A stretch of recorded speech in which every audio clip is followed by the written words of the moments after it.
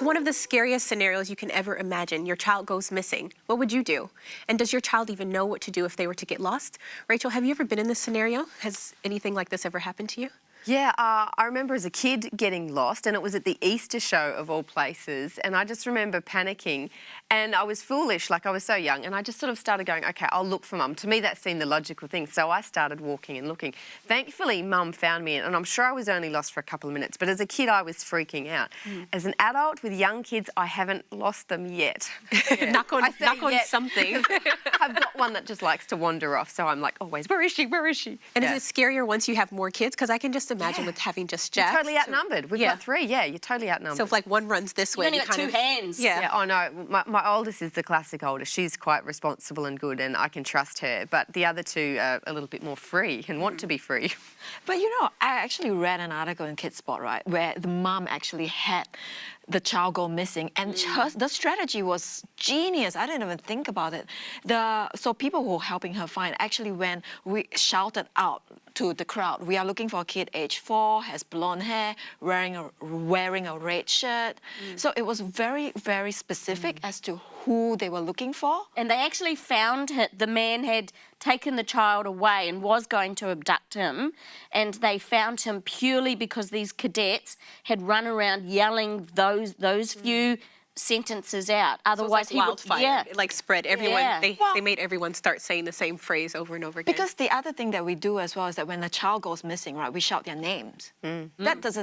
That's not gonna, if someone's gonna be abducting my child, right, the name isn't gonna do anything. But if you do the description, people watching will be like, hey, that kid. Yeah, I thought that was ingenious, because I've lost Joshua many times in the shopping centres. He just wanders and starts chatting to other people. And the panic that sets in. Yeah, I can only imagine. Yeah, just... It's debilitating. You freeze, literally, because you don't know what to do, because he was probably 2 the first time he wandered off.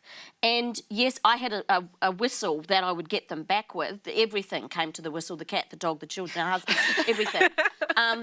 But they had to lock the shop down because we couldn't find him. How long was he missing? About half an hour. Oh, they found him in a lolly shop chatting to the owner, but anyway. But it's just debilitating, and you freeze, and you don't know what to do to find this child because they've wandered off. Yeah, and they could be anywhere. Yeah, I think one of the scary things is just, we talk about helicopter parents, but sometimes you do need to be that helicopter parent because there are people out there who have, bad intentions for kids. I think you do need to tell your children what to do in case they go missing. But in this story they had, like she mentions that they had, and that's the frightening thing. You can go through all of this with your kid, but if someone comes along, like in the story, and says, I want to show you a rocket, they're like, whoa, I'm got to see that. Yeah, what do you do though? I mean, sometimes we then criticize parents if they have a leash on their kid. Yeah. Because we think I'm all for that. No judgment here.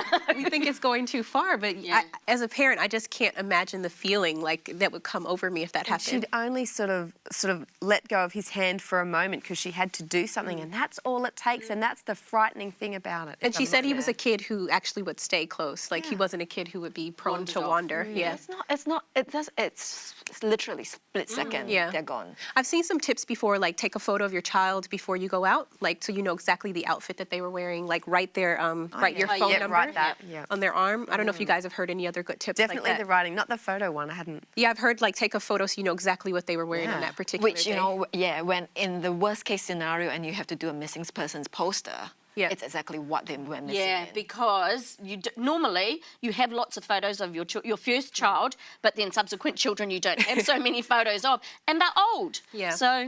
Well, this is a very scary scenario, which I hope that none of us have to go through again if we've gone through it already, and I hope you don't have to go through it either. What tips might you have for parents who have lost children, or not lost children, but if they've lost their children in a shopping mall or something like that? We'd love to hear them on our Facebook page.